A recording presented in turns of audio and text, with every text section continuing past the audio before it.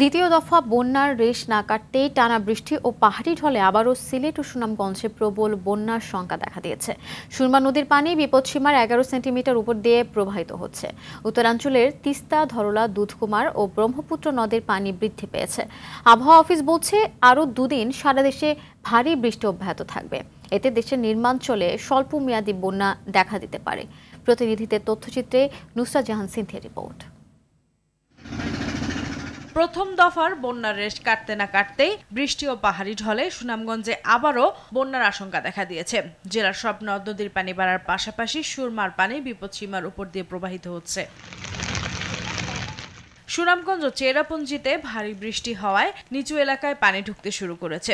সুনামগঞ্জ তাহিরপুর সড়ক তলিয়ে বন্ধ হয়ে গেছে যান চলাচল। নদীর পানি আবার বৃদ্ধি পেয়েছে, এখন আবার কতটুকু বিপদসীমার উপর দিয়ে উঠবে আর কি করবে, আমরা এখন তো খুব আতঙ্কের মধ্যে আছি। গুছাইতে আবার বন্যার পানি তো ডাক করি ভাইতেছে না, খাইতে পাইতেছে না, রানতেও পারেন না, এখন কত কষ্ট তারা দিন যায়। এই যে পানি আনি হয় এগুলো তো মনে হয় আমরা সাহায্য পাই না, কিছু পাই না।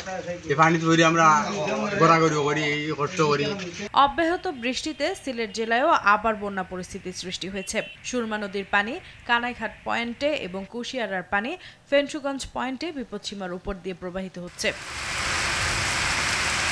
অন্যদিকে মৌলভীবাজারে বন্যা পরিস্থিতির কিছুটা উন্নতি হলেও এখনো পানিতে ডুবে আছে ঘরবাড়ি ও রাস্তাঘাট। এতে চরম ভোগান্তি পোহাচ্ছে দুর্গতরা। পানি নিষ্কাশনের ব্যবস্থা না করেন তাহলে আমরা আজীবনীরা ভুক্তভোগী থাকবো। যারা বসবাস করে তাদের লেগে তো অনেক সমস্যা চলতেছে, বুঝছেন নি ভাই। ভারী বৃষ্টিপাত আর উজানের ঢলে কুড়িগ্রামে তিস্তা, ধরলা, দুধকুমার, ব্রহ্মপুত্র সহ সবকটি নদ নদীর পানি বেড়েছে। লালমনিরহাটে তিস্তার পানি ডালিয়া পয়েন্টে বিপদসীমার নিচ দিয়ে প্রবাহিত হলেও যে কোনো সময় বাড়তে পারে বলছে তিস্তা ব্যারেজ কন্ট্রোল রুম।